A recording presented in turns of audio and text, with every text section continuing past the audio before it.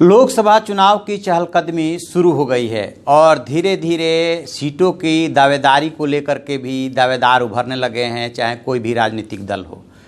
सीटों की श्रृंखला में हम बात करेंगे मुंबई नॉर्थ सेंट्रल की, जहां से कि अभी पूनम महाजन सांसद हैं और कांग्रेस की तरफ से प्रिया दत्त चुनाव लड़ती रही हैं, लेकिन उन्होंने चुनाव न लड़ने का ऐलान किया है। आखिरकार प्रिया दत्त ने ऐसा क्यों किया?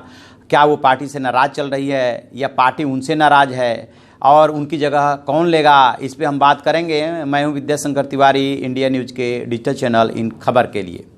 महाराष्ट्र में लोकसभा की कुल 48 सीटें हैं, जिसमें से कि कांग्रेस और जो एनसीपी है वहाँ पे दोनों एक दूसरे के सहयोगी दल है, आपस में समझौता करके गठबंधन करके चुनाव लड़ते हैं।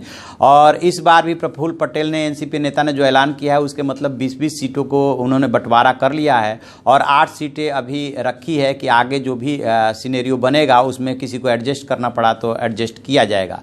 इस बीच बड़ी खबर ये आई कि जो मुंबई नॉर्थ सेंट्रल सीट है वहां से प्रिया दत्त ने कहा कि वो चुनाव नहीं लड़ेंगी। इसके बाद बहस शुरू हो गई। दरअसल प्रिया दत्त के चुनाव न लड़ने की वजह ये बताई जा रही है कि जब पिछला चुनाव वो हारी, उसके बाद सचिव और का उनको पार्टी में पद दिया गया, मीडिया का में प्रभारी का पद दिया गया, लेकिन उन्होंने उसमें कोई इंटरेस्ट नहीं लिया। धीरे धीरे वो अपने को निष्क्रिय करती चली गई।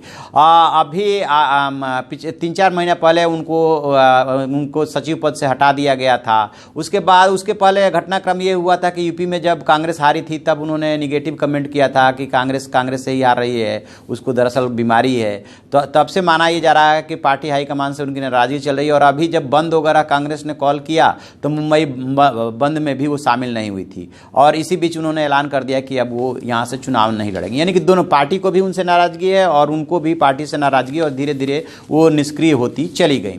अब सवाल ये उठता है कि वो नहीं तो फिर वहाँ पे कौन?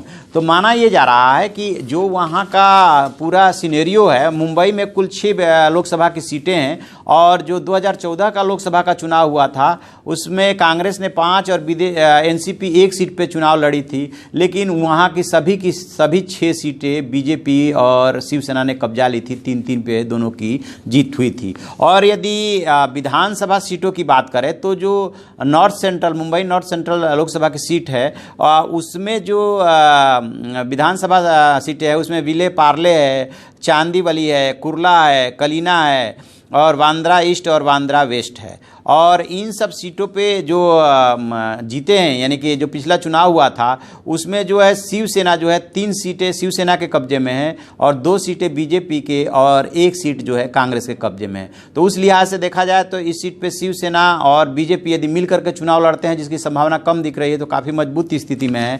अब आगे वहाँ की राजनीति किस तरह से टर्न ले रही है, तो जो दावेदार हैं उसमें से मेन ये बताया जा रहा है कि नगमा है। और नगमा इस समय कांग्रेस हाईकमान की इसलिए भी आंखों में चढ़ी हुई है। वो पिछला चुनाव मेरठ से जा करके लड़ी थी, क्योंकि इस समय वो जो महिला कांग्रेस है उसकी वो सचिव भी हैं और 2 राज्यों जम्मू कश्मीर और पुडुचेरी में उनके पास उसका प्रभार भी है। और अभी जब नॉर्थ सेंट्रल की मीटिंग हुई थी उसमें भी नगमा ने शिरकत की थी। उसके बाद ये अटकलें शुरू हो गई थी कि नगमा वहाँ से चुनाव लड़ सकती हैं। हालांकि नगमा ने ये कहा, वो भी अभिनेत्री रही हैं, उन्होंने ये कहा था कि चूंकि नीतिगत ये डिसीजन था पार्टी का कि जो जहाँ रहता है वहाँ की मीटिंग में भाग लेगा। पिछले दिनों ये मीटिंग हुई थी और चूंकि वो उत्तर मध्य मुंबई में रहती हैं, इसलिए इस वजह से उन्होंने मीटिंग में शिरकत की थी। इसका कोई और मतलब नहीं निकाला जाना चाहिए। लेकिन माना यह जा रहा है कि नगमा की दावेदारी बहुत मजबूत है, क्योंकि वो पिछली बार भी चुनाव लड़ना वहाँ से चाह रही थी और वो उसके लिए वो उत्तर पश्चिम सीट चुना गया था। लेकिन चूंकि वहाँ से अब दिवंगत हो गए हैं गुरदास कामत,